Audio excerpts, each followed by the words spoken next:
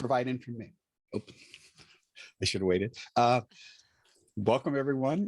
This is one of our twice annual meetings, web meetings of all of our FACT2 reps. We will be recorded, as you've just seen. This is being recorded, so it will be shared with anyone who can't be here.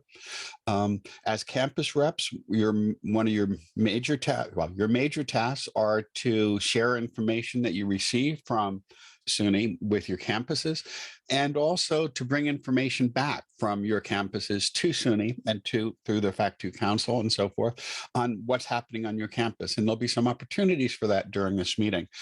We have a series of presentations today on what's been happening at the SUNY system and what's been happening with the FACT2 task groups. And Kerry Hatch is delayed, so we're hoping he might be able to come in a little bit later, but we will go to the report now on SUNY Online Education, which is being provided by Harry Cargill. Wow, throw me right into the fire. Love it. Okay, I do have some slides if I can share my screen. You should be able to, Harry. All right. So hopefully everyone can see that. All right, perfect. So I believe I have 10 minutes. Unless Carrie is further delayed, then I have 20. So, oops, sorry. There we go. All right, so a very brief overview. It's things that most of you have probably already seen before, so I will go pretty quick, but if you have questions, please throw them out there. I'm happy to field any of those questions. So first slide is where we are today. We have a number of LMSs that are across the system: Blackboard, Moodle, Canvas, and a few that are already on Brightspace. We have a multitude of third-party tools that we're using across SUNY. One of the main goals of the digital learning environment is to create some efficiencies with what we have. Many of you may have received an email from me the other day where I am actively looking to collect data from each and every campus to understand what the landscape is for each of those environments, to identify critical tools, identify the tools that are used most often. So when we do bring tools into the unified system, we are meeting that critical functionality. This slide really represents most campuses across SUNY. So we have 48 campuses that are using Blackboard, and most campuses are using what would be called the original experience. And the original experience is something that Blackboard campuses have been using for years. Faculty are very familiar with the original experience. And most of you have probably heard of the Ultra experience. So there's two phases of the Ultra experience. There is the navigation, which is a little different, but you still navigate to an original course. So once you get there, faculty are familiar with that environment. But the future of Blackboard is Ultra courses. And Ultra courses is really an entirely different structure than original courses. So the point of the slide is everyone across SUNY is going to be in a position where their environment is going to change, with the possible exception of those two campuses that are currently using Brightspace. They will be familiar with things, so they have a little bit of an advantage. You have all probably seen this, and the big red bold restricted period. I am happy to announce that as of September 24th, we are no longer in the restricted period, as we do have an approved contract with OSC. So or through OSC, it's been approved. And so we are able to do all of the things that we need to do with D2L Brightspace, and we are actively engaging with them. The first engagement was certainly just to make sure that our project structures were aligned and work out some of the initial details. We have been trying to communicate. We have a monthly bulletin that goes out, and we're close to sending out our October bulletin. Based on the timing of things, we are engaged with Blackboard to determine what our options are if we potentially need a contract vehicle beyond the end of next year. So the current Blackboard contract does expire December 21st of 2022, so at the end of next year. So we want to do our due diligence and make sure that we have all of the options on the table, to put really everyone in the best position for success. I do want to highlight the last two bullets as well. So there is an intro to Brightspace session that is coming up on October 28th. So hopefully all of you are aware of that and have signed up. We do have a second session, and I'm not sure where we are with communicating that, but there will be another opportunity after October 28th to have the same sort of information. And we are actively working on a sandbox environment, a generic sandbox environment, so we can have certain parties have access and get oriented with the new functionality. A little bit about the project structure.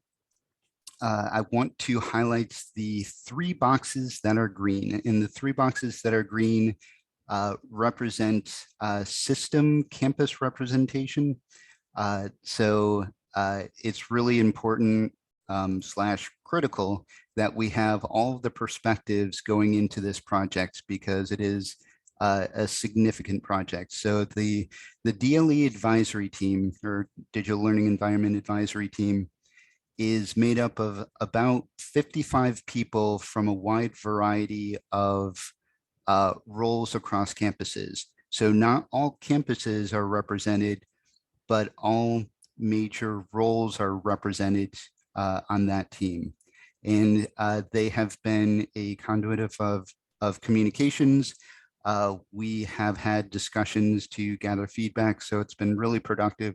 We've been meeting with the advisory team for about 2 months now.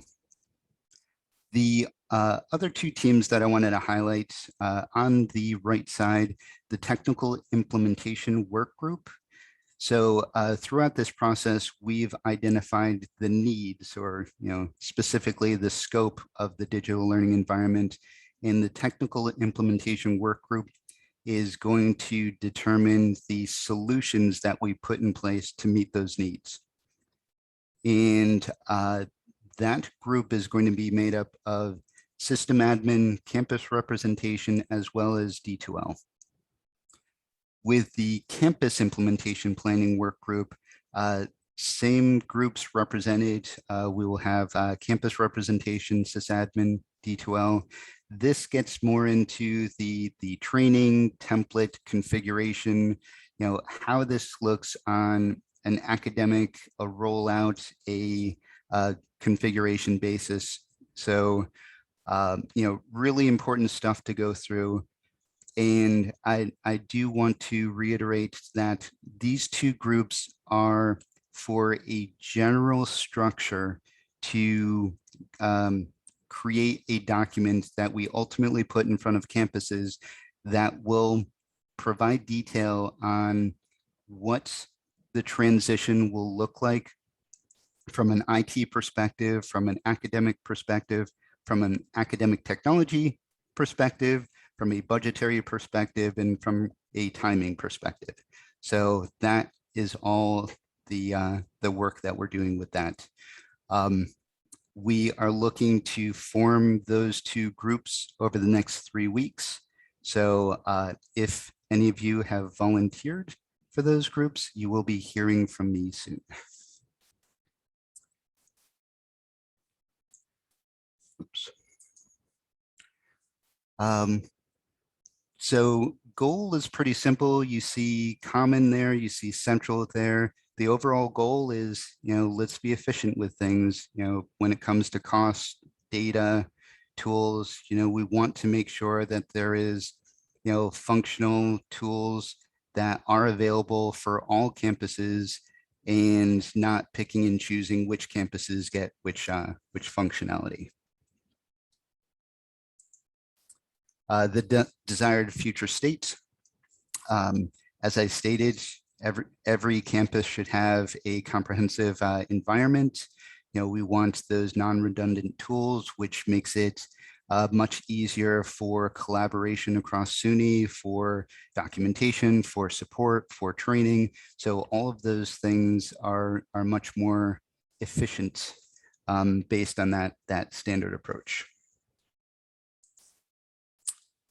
And again, reinforcing that statement, why we're looking to have all campuses in the environment is just the economies of scale and the efficiencies just makes so much sense for us to work together as a system to do all of the things that we need to do. And I'm going a little faster as I see that I'm approaching the 10-minute mark. So there's a number of policies that we want to be respectful for. Some of the big things is we have students all the time that are taking courses from multiple campuses. We want that experience to be as similar as possible for those students so that student experience is as positive as we can make it. And we do mean every campus when we're looking at this unified environment. It makes sense for a variety of reasons. So that is what we are planning on, across the board. And I've gone through, some of the planning that we are doing with that very quickly. I'll talk about very high level. This is an example of what a timeline might look like. I've been a part of the SUNY system for a while. I've worked with many of you through migrations from Lotus Notes to Angel, Angel to Blackboard, and now Blackboard to Brightspace. The same sort of structure applies. That first 4 months, we're looking to make sure that IT academics are on the same page with all of the things that need to be done to prepare for the phase 2. And in this example, the phase 2 would be starting with the summer semester. And so the pilot would be a handful of courses, handful of faculty that would go through the new environment. So that phase would be for a full semester while we're preparing for the next phase, which would coincide with the beginning of the fall semester, which would be the full cutover of any new courses into the new system and leaving time for any follow-up work that needs to be done in your current environment. Of course, there is training that is going to happen throughout, just-in-time training so that there's full support, there's full resources throughout the entire process. So I will quickly go through the training. So we are looking for the last bullet. Our goal is no cost to campuses, so we're looking to include that in the implementation. We're looking to hit all kinds of modalities with the training. And all of the appropriate groups, we're looking to have those trainings. So some of them will be more formalized. Others will be based on resources that students can hit. Certainly faculty can continue to hit. And we have created a website that contains a lot of this information, all of the bulletins, frequently asked questions. So I do invite you to go to the dle.suny.edu, and we continue to make updates to that environment. And We do also have a dedicated email, dle@suny.edu. If you have any follow-up questions, and certainly outside of that, you're welcome to reach out to me directly as well. And I took 13 minutes, so I do apologize for that, but did want to try to get through that. And there are a couple of comments and questions in the chat. The first was from Jim Neal, who said that his campus leadership is urgently pressing for pricing per FTE in comparison with the current pricing. Has there been any decision on the pricing at this point? So we're actively working on the pricing. One of the things that will be incorporated into the pricing is a standard set of tools that will be by default available in the environment. Since we have not yet determined which of those tools we will select, certainly some of that discussion will be when we do have the campus implementation planning team getting together to discuss those things. We'll be able to have a much better grasp of what that will look like. So probably not by the end of the year, Harry? It should definitely be before the end of the year. So we're looking to start the first cohort in the January timeframe. So we want to make sure to give that information or make that information available so that you can make the most well-informed decision, for the timing and for the budgeting. Exactly. They want to do due diligence and do a comparison between going our own route and continuing along with SUNY iTech. Yep. And there's also a question about full-time faculty who are off contract in the summer in terms of when they're going to be trained. Yep. So the goal is to have just-in-time training. So there will always be training that will be available. I have heard from a couple different people about some of the challenges in training in the summer, and do certainly recognize that.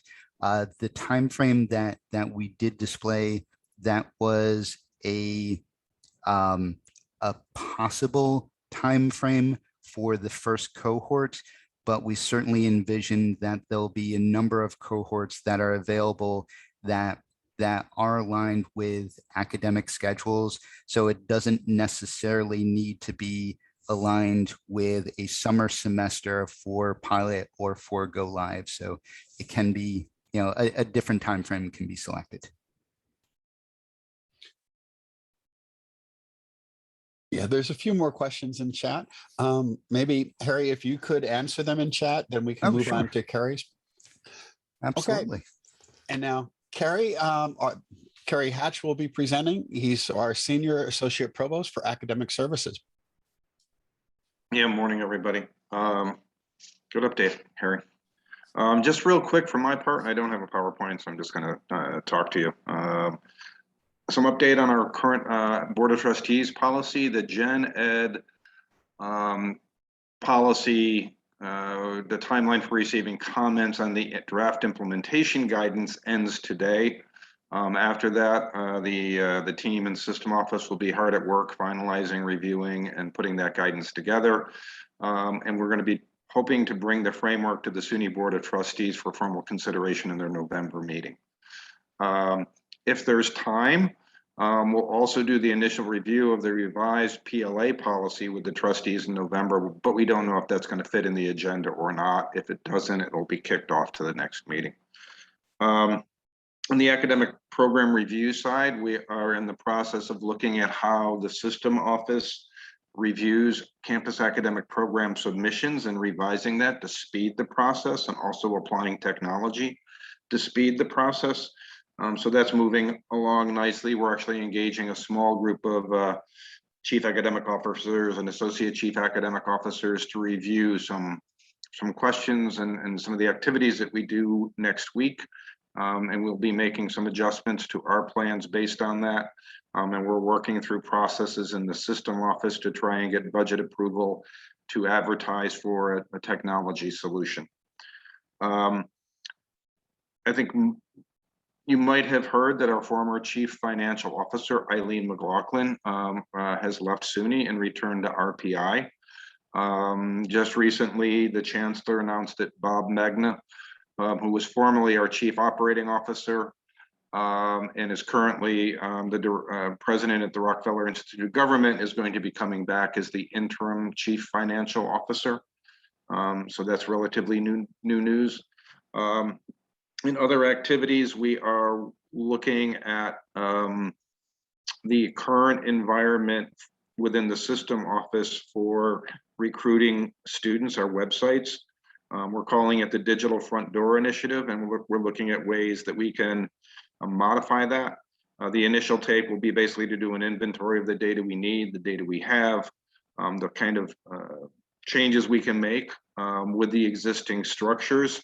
We're also putting together a request for information to send out to vendors, and that will probably go out within the next several months. And then based on that, we may go out and do an RFP.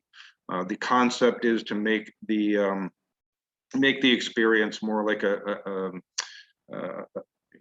digital market environment, where students can create profiles, and we can do a lot more of using technology to match prospective students to campuses. Identify what do a better job of identifying their interest instead of using technology to do that. And then also continuing to engage students throughout the life cycle of the student as they go from prospective student to enrolled student, transfer student, and so on. We're also putting together, we've got groups that are working on data governance within the SUNY system office. So that's going to be a significant effort on our part. You can see that we're really starting to focus and hone our attention in on the data that we have and how we can curate the data and leverage the data and expand the data more. So that's the data governance piece is key to that. The other thing I want you to be aware of, you've all been appointed by your chief academic officers on campus. There are 2 reps per campus, one instructional support, one faculty. We'll be putting out a call, hopefully next week, maybe the week after that, to your campus leadership, your CAO, to ask them to review the campus FACT2 appointments and to alert us to any changes that they would like to make. Some of you only have 1 campus rep. Some of you may want to continue, some of you may not. I mean, I encourage you to reach out to your CAO and kind of give them a heads up in terms of what's going on and what FACT2 does. We've also modified that letter a little bit to be very specific that we would like the FACT2 campus reps to have a mechanism on campus to communicate with everybody. We've never really openly asked that before, so that's relatively new. So we'll see how that goes, because we know that is a struggle that you folks have in terms of getting the word out on campus. Many people don't necessarily have a good vehicle to do that. So that's it for me, John. Any questions for Kerry?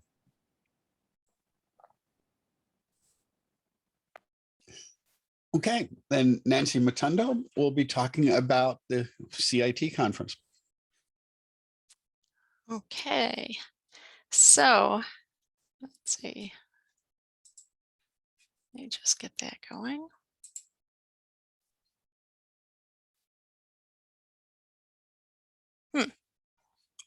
Definitely not the way I thought it was going to go. Let me just do this again.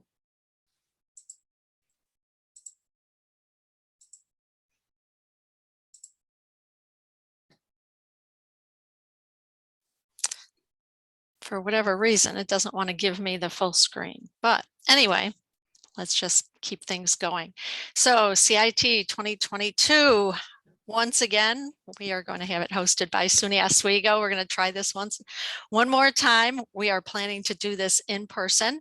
It is the 30th anniversary of the conference. We are calling it a hybrid event because we will have some virtual aspects to it along with the in-person. Our theme for this year is sustaining the momentum, building on what we've learned. Our tracks: building an inclusive campus, creating an inclusive classroom, educational technologies for engagement, pedagogically speaking, and effective sharing methods. The call for presentations will be opening up on Monday, October 25th. We have session formats there listed on the slide. It's pretty similar to what we've done in the past. We did rename the Birds of a Feather is now a facilitated discussion forum. So when you see that in there, that's if you're looking to do a Birds of a Feather, that's what you'd be looking to do.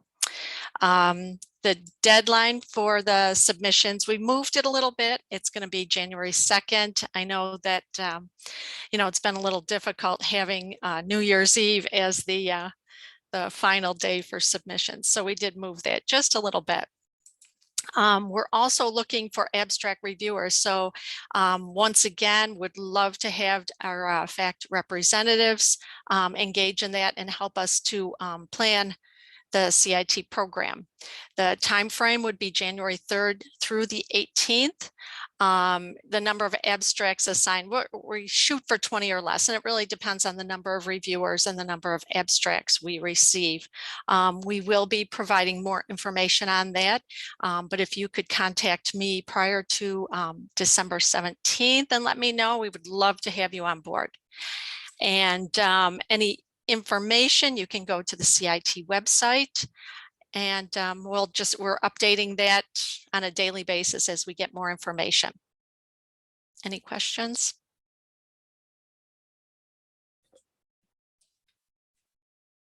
No. Okay, hope to see everyone there.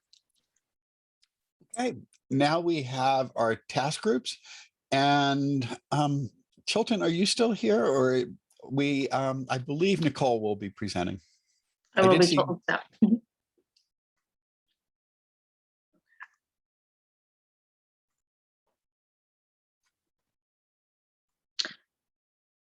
Good morning, everyone. Just want to give you a quick update on the innovations and assessment of student learning as teaching and learning tools task group. So we have our founding principles where we're taking a look at assessment drives and instruction, instructional drives for learning, and better assessment, better learning. And to this end, we've been able to make a significant amount of progress over the past year. We have our charges in here, and some of them include to collect best practices and research throughout SUNY on assessment in our different areas. We presented at FACT2 last year, taking a look at the website that we created, and we're actually going to be starting to plan a spring 2022 semester symposium. So again, some of the work that we did last year was to take a look at the 4 subcategories of assessment and provide space for research and resources for our website where people can share best practices. And I will show you our website in a minute, but more or less our committees have been meeting for the past year, about once a month, to discuss some of the findings that they have been looking at and what it is that they're trying to come up with for their subcommittees as far as research material to go forward and best examples for best practices. So just a quick rundown of who's on our steering committee, and I thank everybody in advance for their work. We have 4 subgroups: the assessment for multiple pathways, the real world assessment, the social justice, and learning recognition. And with the multiple pathways, we're looking at some new and innovative ways of looking at assessment for adaptive learning, contract grading, gamification, and specifications grading.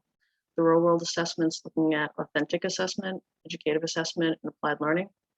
Social justice has been focusing on equitable assessment, labor-based grading, and ungrading. And learning recognition has been looking at self-assessment, portfolio assessment, competency-based learning, and prior learning. So what we're looking to do, and I'll put this in the chat when I'm done, for our Innovative Assessment Symposium in the spring is create a new subgroup. If anyone would like to help plan, that would be wonderful. We're going to look at a virtual symposium that are going to include presentations and best practices from the 4 subgroups. And we'll be working with CPDs to select dates and promote the event. But we're going to be doing a 1-week minimum planning where everyone's able to learn about the information, do some pre-work, and bring together some of their ideas as well. So I will share this up in the bulletin and in the chat, but taking a look at collecting our examples, we have a wonderful website that we have built, and I'll share it again for you, taking a look at some of the information that we've collected over the past year and we are actively collecting. Just switch it over really quick and I'll show you very quickly our website, where we have, again, that link that you could always share in your channel to your campuses, where we are actively collecting information. And we have each of our different groups has their own site where they can actually scroll down and you can look at best practices. You can look at research. Everything is tagged in here for you so that you can learn a little bit about the definitions from each of the different groups and what it is that we've been looking at and trying to get best practice examples. We have resources in here, and again, we're actively collecting throughout the SUNY community different examples of all the different forms of innovative assessment from student learning.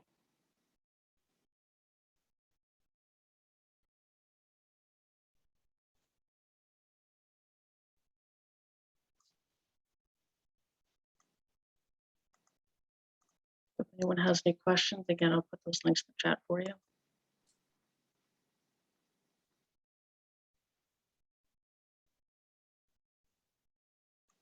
Okay, any questions? Okay, then our next task group is the task group on P20 education continuum. Nan? Great, thank you so much. And I also am going to quickly share here. And so this task force is in its second year as well, where we're really looking at those transition points and the continuum, starting with pre-K all the way through graduate and then on, and that's why we put the plus there, is to represent even further education and workforce, professional workforce development. The team this last year had broken into actually 6 areas that we looked at. The first was around teacher education, and one of the thoughts here was really understanding that relationship with the P through 12 institutions through the teachers, and really thinking about not only the continuum, but also innovations that are going along with that. The second, we looked at dual enrollment, and we came up with a list of all the dual enrollment programs across SUNY and the kinds of opportunities that are being offered there. The next really looked at transfer pathways and prior learning assessment pathways as well. We collected some information on some guided pathways and articulation agreements. Those need to be further developed. We also did updated a scan across SUNY looking at the kinds of PLA practices that were going on. We collected a few examples on transitions from going from one degree or credential to the next. This is one area that we want to explore much further this coming year, and really look at some of what's happening out there across SUNY around transitions. Looking at the connection between learning and working, the kinds of things that are going on around industry partners and evaluation of workplace learning. Again, we have some examples. We want to do a lot more there as well. And then also thinking about the smaller types of credentials, the incremental credentialing. And we have the updates in terms of what's happening across SUNY on micro-credentials. And then looking at a project called Credential As You Go. And so this next year, what we're really looking at is being able to expand this work. We are, on the last slide I'll show you, we're a very small team. We really want new members, so we would love you, as well as any of your colleagues who are maybe doing some work in these spaces that might enjoy joining us. That to us is a really important piece of this, is to get the voice from across all of the SUNYs. We're going to be pulling the teams back together. We also want to start being able to show some of the ideas around model programs. And so we're going to be develop some criteria by which we can sort of explain what's going on and being able to pull some things together, as well as collecting more models for each of these different areas. We also need a new subcommittee for the teacher education space. We had some people due to work commitments need to step aside. So we really are looking for some people in that area.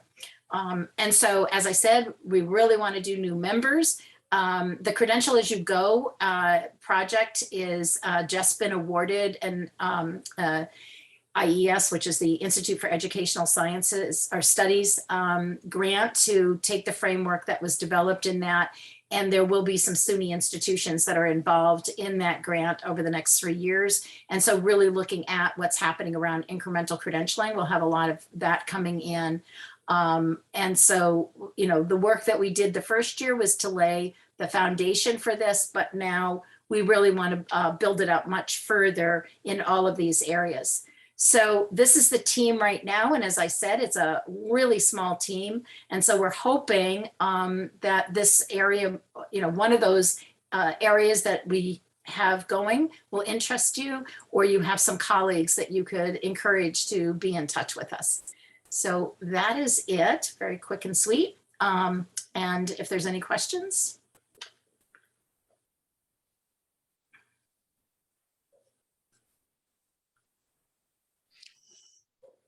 Okay, the chairs of our next task group on inclusive teaching, our new group that's starting this year, are not available today. They have other commitments. So Judy Littlejohn has agreed to present on this.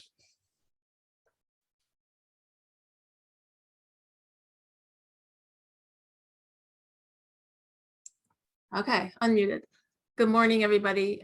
Yes, so Carlos Jones at Buff State and Audi Mateus at Empire State College are chairing this group. And unfortunately, neither one of them could join us this morning, but they did send these slides in, so we can look at these together. Their task group, this is their purpose or their reason why. So they're focused on regularly asking ourselves what biases we are carrying into our classes as an instructor, and how do we counteract their efforts, and how does our teaching approach affect student outcomes, and what can we do in the classroom to support an inclusive learning environment and minimize systemic barriers, and how can our curricula decrease racial equity gaps and increase racial literacy, and how can we systematically thread cultural and diversity awareness through the curriculum. And this kind of, it's an urgent topic, and it also aligns with the SUNY Diversity, Equity, and Inclusion Plan.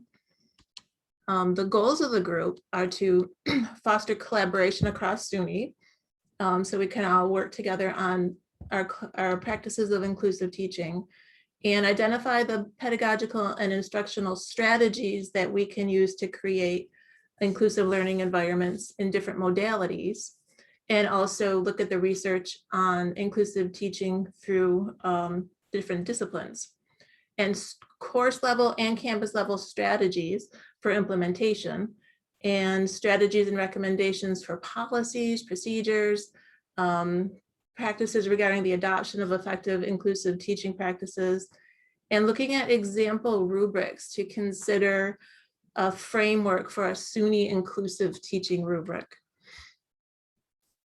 So when the task group is finished, they want to be able to just document and disseminate information on the current research pedagogies for inclusive teaching, create a bibliography on inclusive teaching, and distribute a repository of best practices according to learning activities, hopefully by discipline, and document successful policies related to the development and implementation of curriculum that incorporates DEI principles.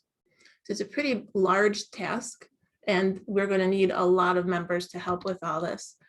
In addition, they want to summarize the rubrics that they're going to be looking at, and such as the equity scorecard by the Center for Urban Education, and consider perhaps developing a rubric for SUNY campuses. And that could be informed by or influence the SUNY Oscar rubric. And then beyond that, we could share topics for professional development with the SUNY CPD, hold a symposium or webinar on inclusive teaching, and present the findings at CIT. And the group hopes to regularly share their findings with the SUNY chief academic officers and chief diversity officers. Sorry, I'm just dry. Here are the current members. The reason we have an existing member list is that the group was sort of formed at the end of our last academic year. And these are the people who signed up over the summer who knew about it. But there have not been meetings with these people. I'm in the list. I've not had a meeting yet. So nobody has missed anything. If you're thinking about joining, you're not going to have to catch up. We're all going to be starting out together. So please join and encourage your colleagues on campus to join.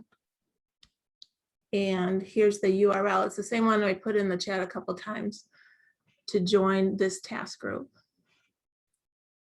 And that's it for that slide. And I saved this as a PDF so we can share this out. Any questions on that any of us can answer? Or are we all set? Okay, and Judy is up next on another group that the advisory council has been working on. All right, so we'll switch over to that one. Now when, do you see this? Yes. Okay. Both when Carrie was talking about the system report and he mentioned a little bit of changes to the letter going to the CAOs recruiting campus reps, he talked about changing the language slightly to ensure that the reps are able to disseminate information across campus. So that was sort of informed by this little group I'm going to talk about briefly. And another thing was when Nicole was talking about the Innovative Assessments website, she mentioned that things would be shared in the bulletin, and we'll see that in here too. So you'll know a little bit more about what that bulletin is she's talking about. So it's just a small group of us kind of got together and we've been talking about, actually, I believe years ago, Janet Nepke started all this conversation about how to get campus reps more fully engaged and feel more, like FACT2 is part of them, like you have got some ownership over FACT2 and contribute and get information that you need. So we just wanted to work on that a little bit more and see if we could come up with things that get, increased engagement and involvement in the committee. And so we got these current opportunities. So the task groups and serving as go-to people on campus for surveys and information dissemination. The webinars like this one, this is our fall webinar, and of course there'll be a spring webinar. And then if we do have the in-person CIT, we can all have lunch together, which is really fun. So we thought this is a great foundation to start with. But we wanted to try to supplement it a little bit for those who are interested in participating further. So one of the new things is a newsletter, and Deb Spiro at NASA worked with some of her people to come up with a prototype of a newsletter. And I wanted to come up with a way to have discussions outside of the webinar, or that could be ongoing, I don't know, synchronous or asynchronous, we'll get to that in a second. And then better channels for reps to ask questions of the council as needed. So this is an example of what the newsletter will look like. Deb put together this draft, and this is just a screenshot. I can't really page through it, but it's just to share. So it'll kind of summarize this webinar, right, and share all the pertinent information from SUNY and about CIT and the D2L, any of that we want to share in the newsletter. And it also lists the task groups, how to join, and all the reps and who we all are. I'm also a rep, and what campus we're at, so we can contact each other. It's a beautiful item that she came up with, and we're planning to disseminate this after each of these webinars. And with Carrie mentioning that the letter to the CAOs is going out in the next week or two, we may, I don't know, we'll have to have a conversation and figure out when we're going to send this thing out. If there's going to be a big shift in representation, we might want to hold off. Or we could send it early when Deb's got it ready and then follow up with the new reps and send it out to them as they get on board. So I think this will be really helpful. The point here is that the newsletter goes to all of the campus reps. Once you have it, then you are free to share this throughout your campus. So you're bringing the news to your campus colleagues. Now, and then for campus rep group discussions, I was thinking that this would be a good way to network and share ideas. And we could chat about current issues on our campus or, statewide. And I was thinking about, initially, I was thinking it would be really cool to have a group to talk about the D2L migration, because here on my campus, I'm the only ID and I don't have a lot of people to bounce ideas off of, or, just having more people to talk to who are in the similar situation, I thought would be really helpful. So there's a survey, like a Google form, and I don't have the, can I share this? Whoops, sorry. I'll share it after I'm done talking, which is, I'm almost done.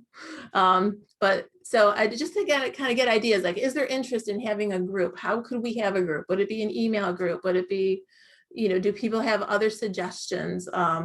What would we want to talk about? Who would be in this group? And I just think that it would be a great way to network and share ideas, and perhaps, maybe people would want to moderate it, facilitate it. I don't know. This is just open. Do people want to have more conversations beyond the webinars and the lunch?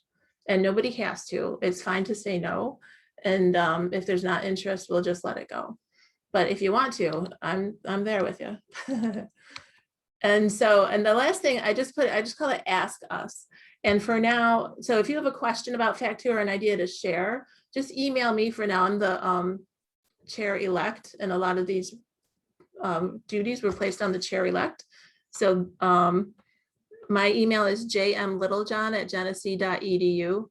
But my hope is that as workplace transitions over to Yammer or Teams, or maybe with D2L, and if it's a real learning environment or ecosystem as they talk about, I don't know, there would be a better place, I'm hoping, to share information like this and have conversations asynchronously. But I thought for now, until we get to that next level, we can just start with email. But let me know if you have any questions. Please do let me know. And I want to share that form, which is this one.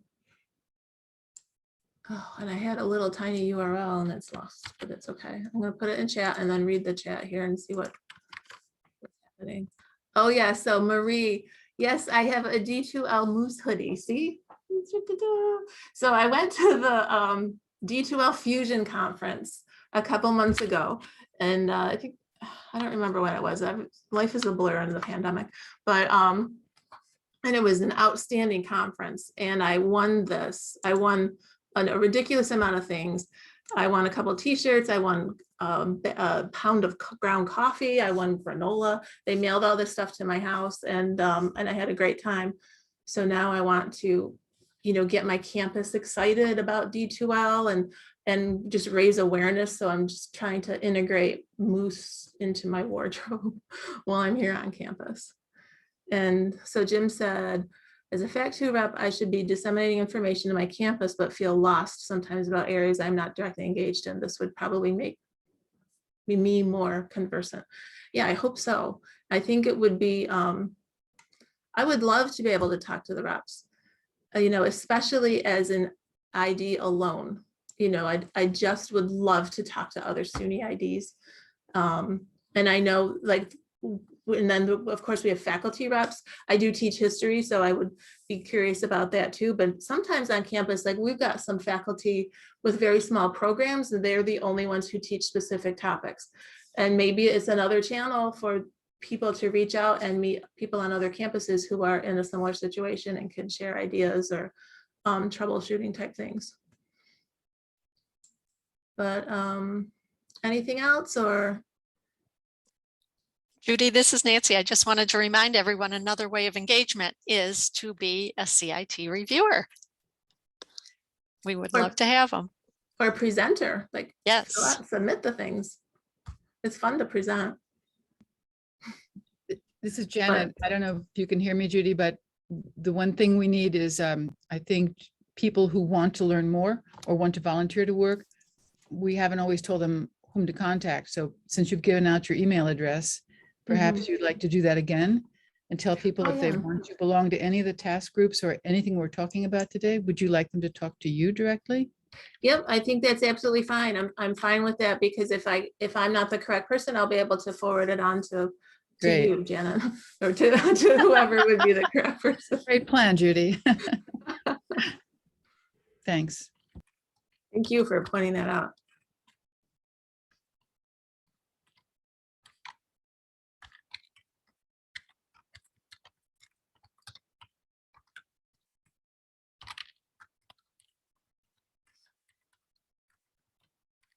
And what do we have next on our agenda?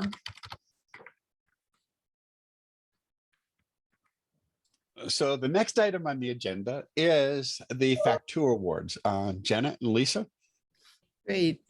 I'll speak and Lisa will jump in where I've left something out, and she's going to run the slides too, as usual. Thank you Yeah. very much. So I'll be very quick. Many of you know about the FACT2 Awards.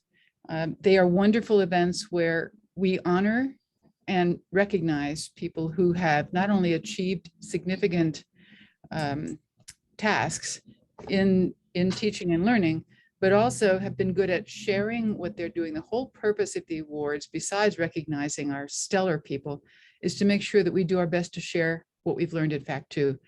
Those of you who have served on task groups or in the council know how hard we're all working, but also how exciting it is to hear the great ideas that people are doing. There's, as Judy was expressing, there's often not as much opportunity as we would like. So the awards are going to help share information about what people have done and make that information available so that anyone else can use those same ideas and get the name of someone who will work with them and help them do the same thing or do similar things that fit their campuses. The call for nominations were already sent out by our SUNY Provost, as is our custom. We called for nominations on October 8th. That was sent out to your campus.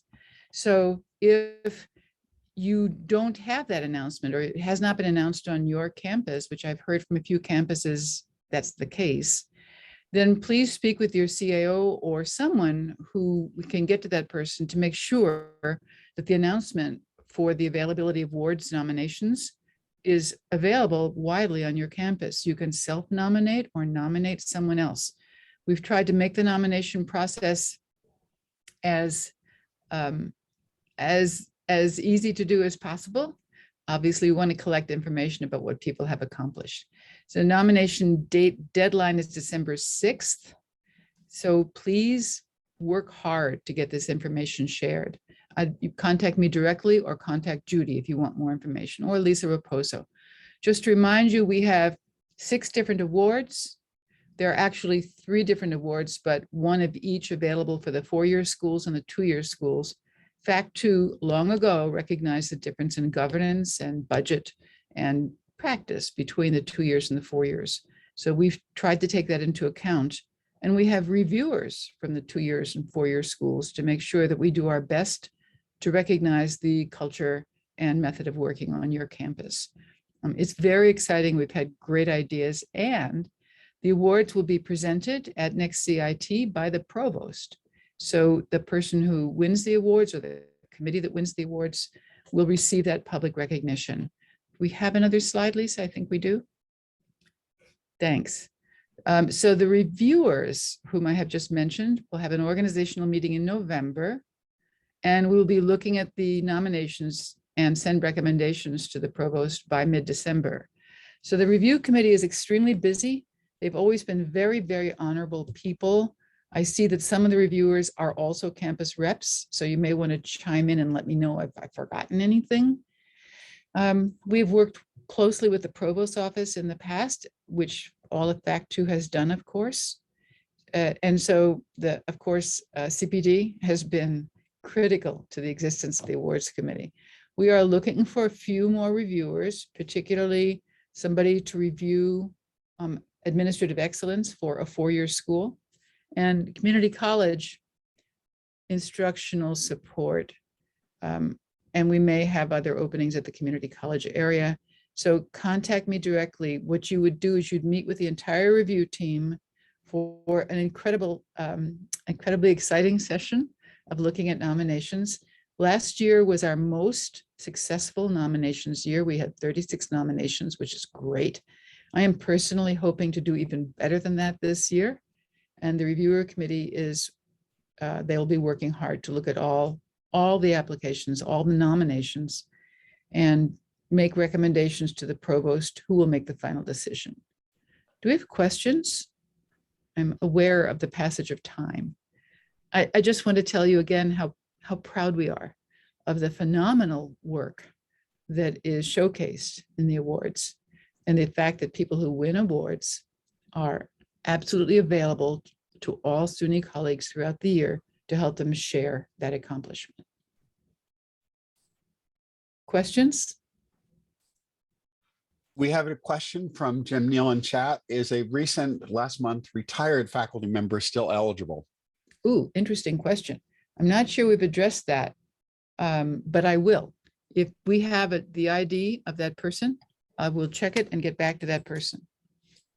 Normally, we're looking for people who are actually working in the system, Okay, but it's an interesting question, Jim Neal, and I will check the rules and apply to people. N-E-I-L-L? yes, Maybe I'll talk with you directly more about this. yeah, you bet. Okay. Thank you. Janet, Sure. did you also want to address the question we had about the student or graduate assistant? Sure, I'd be glad to. Thank you, Lisa. We just had another very innovative, interesting question come up as to whether a grad assistant might be available for an award or might be eligible for an award. And after consultation with everybody whom Lisa and I consult with, we decided that no, these awards are for faculty and administrators. So a grad assistant, no matter how fabulous that person might be, isn't eligible. We hope that person will be hired by SUNY and be eligible next year. Thank you. Thanks, Lisa. And all this information is also on the FACT2 website. I'll put that in the chat area.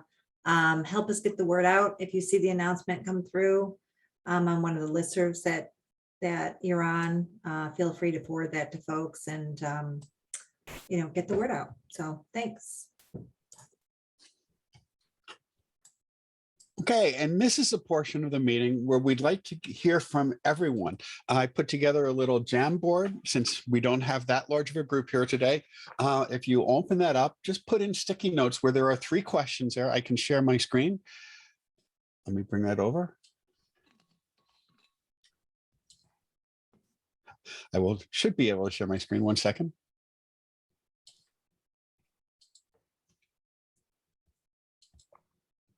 So if you could just put in sticky notes on these by just clicking on the sticky note icon here and just put in responses to any of these questions that apply.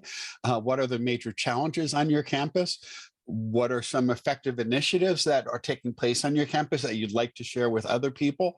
And also, what are some areas you'd like to see FACT2 work on in the future? Because that can be used to help guide next year's task groups or other activities we might take in later this year. Or you could just open your mic and address any of these issues or any other questions that come up, since we do have a little bit of extra time now.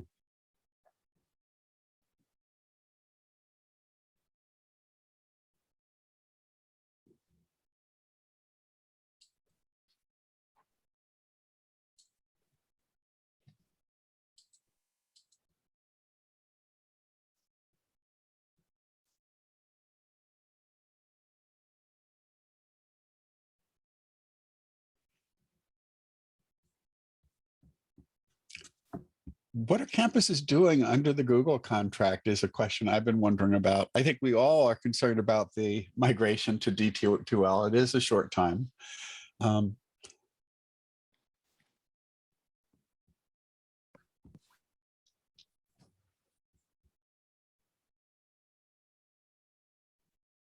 Mhm.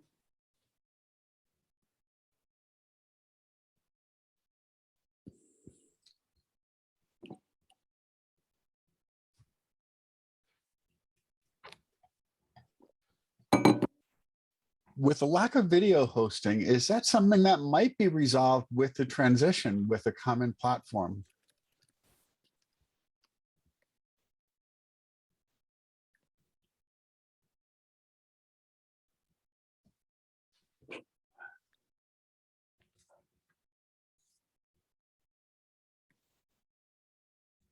So was that an open question or That is an just a? open question. It's one of the questions here. What are, yeah. So, so the plan is to understand critical tools that are needed across all of the campuses. Video hosting is one of those critical tools. So that will be, certainly a consideration of the tools that will be a part of the unified environment. And, we have this situation where there's many campuses that are currently using Ensemble. Ensemble was bought by Panopto, so it's really a good time to take a step back and determine, what is the future for the majority of the campuses or for a single solution.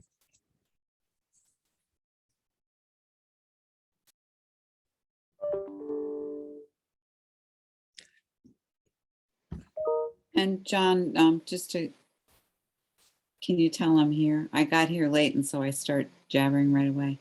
And It's good to see you. along with, good to see you all. I missed everybody. The D2L transition offers opportunity. How are we going to take advantage of that opportunity and do what we do well? And that is, collaborate with each other, not recreate the wheel every single time we do things. Share supports and guarantee supports to our faculty early adopters as well as the naysayers. I just really hate to see us recreating times 64. I know it's not going to be times 64, but all those things. And for me, I have ongoing concerns about that integration, of course, with everything Google, especially under the contract. Yes, Carrie, thank you. And there's also a question there about Google in terms of what's happening with that, with their new licensing arrangements. Our campus is making any plans to that? I know we've been discussing it on our campus, but I'm not sure what's going to happen other than perhaps some quotas on usage.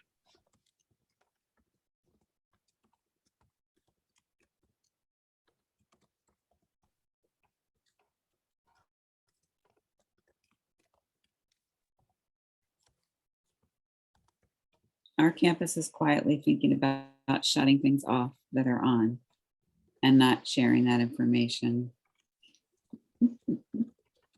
In the true Fredonia, I'm going to say this, in the true Fredonia way.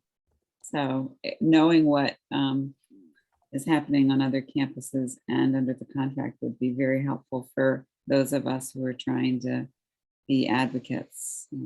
I actually have some grant funding for some PIs that will be leaving our campus if we can't guarantee some access to tools that are pretty pervasively available.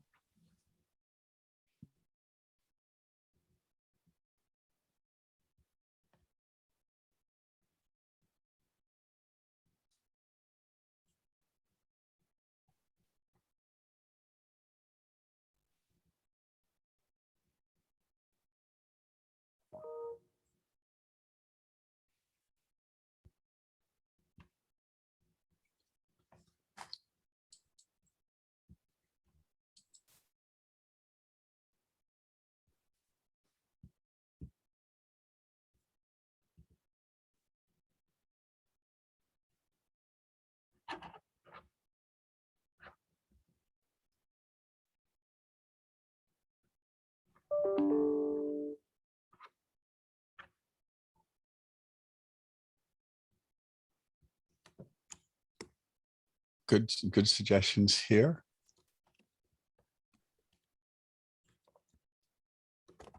I think there's so much we don't know yet about remote synchronous learning. We saw a lot of it, and it was done under an emergency basis, and it would be nice to know more about what's effective. And again, if there's anything effective, new initiatives that have taken place, feel free to share those. It'd be nice to have some positive things here too.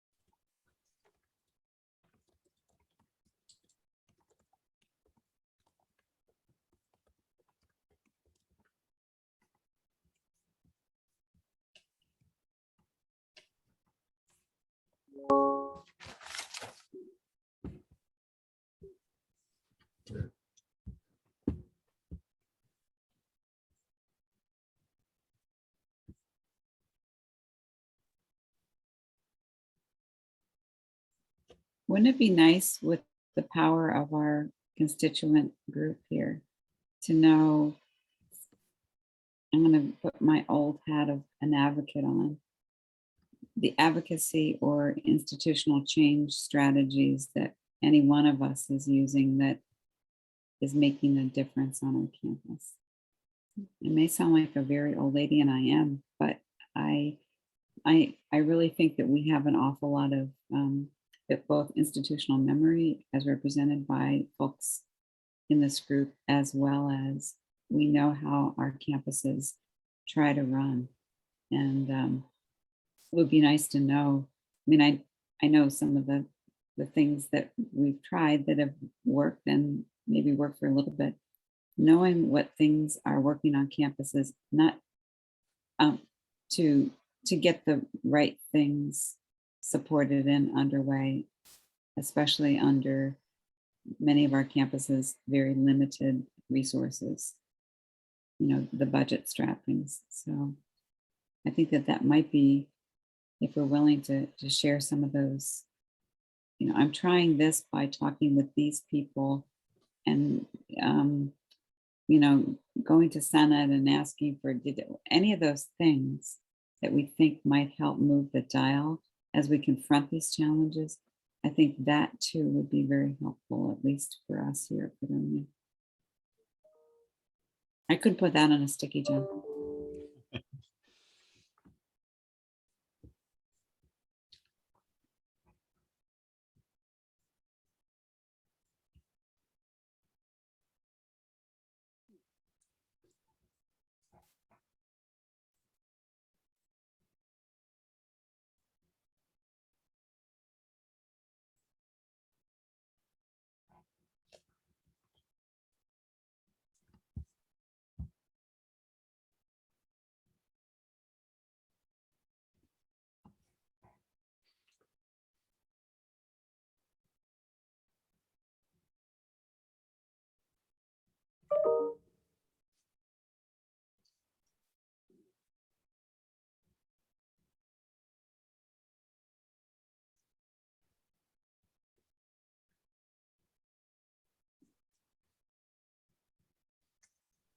I think the sense of burnout and the fact that there's training in a lot of campuses, there's so many areas of technology training that's been occurring recently. I think those go together quite nicely to make it a bit more challenging, which may lead to some of that faculty resistance that someone commented on.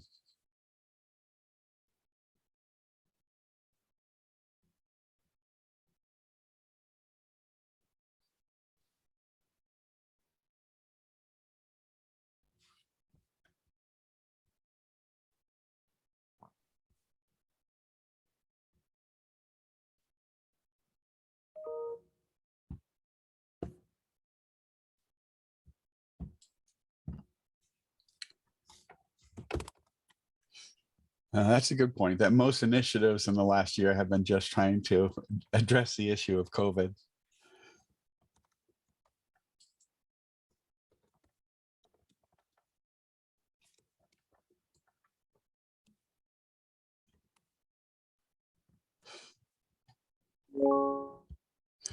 Yeah, that once there's a SUNY-wide system, I think that's a really good point, that there's all sorts of possibilities for collaboration that we haven't had in the past with our own individual instances. So the ability to have some shared instances across campuses, I think, could be interesting.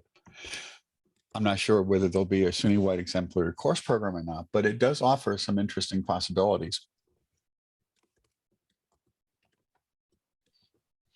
And Janet asked if she could just have a few minutes.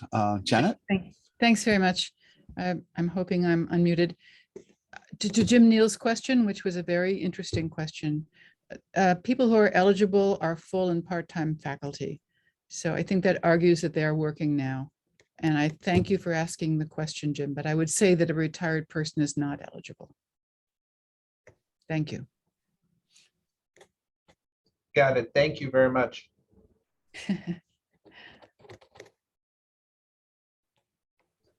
I think we'll just take her out to a really expensive dinner. Why? So that would be, you know, an award. We'll put together something. I'm jealous already. Dinner like that. The waiters will be wearing gloves. Do you understand what I'm saying here? It's that kind of a place.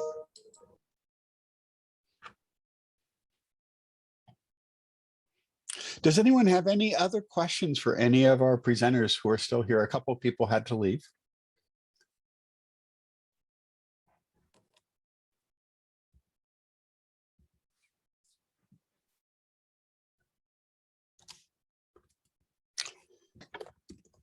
And I would like to thank Judy and the committee for putting together a plan to increase engagement with the reps. I think that's going to be really useful. What we will do is we will share, well, we will look at them as a council and see if there's anything we can do with these. I'm not sure what else we will do with them other than see, certainly in terms of what FACT2 could work on, but we will share them with, well, anyone here has them. So do you have a suggestion, Pam, on what we can do beyond this? It's good to get a sense of how things are going.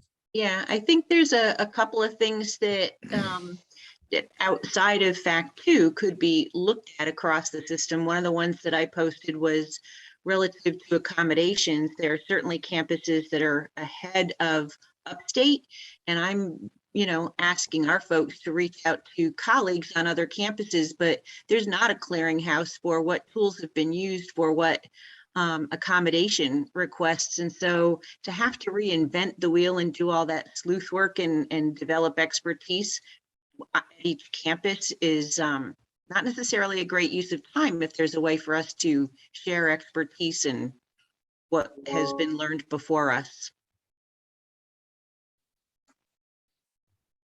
Yeah, I did look at the SUNY accessibility site and it doesn't have that many specific resources. That's true.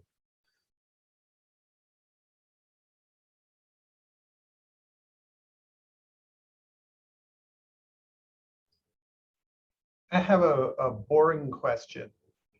And I apologize. It's probably not the best venue for it. But a huge thing for us is staffing.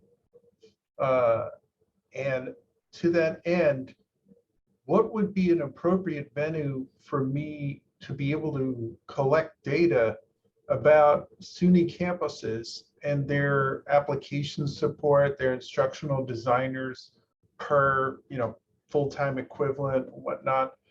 I know that must be floating out there somewhere.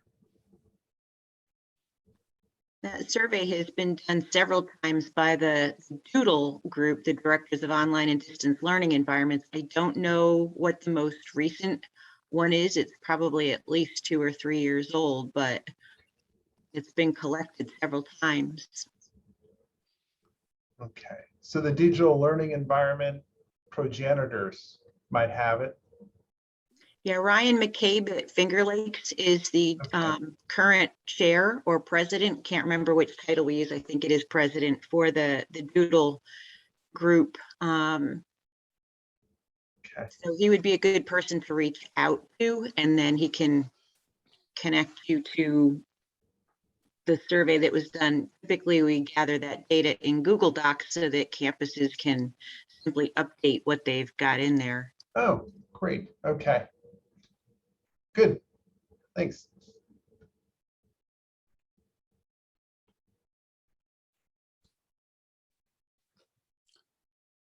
Any other questions from anyone?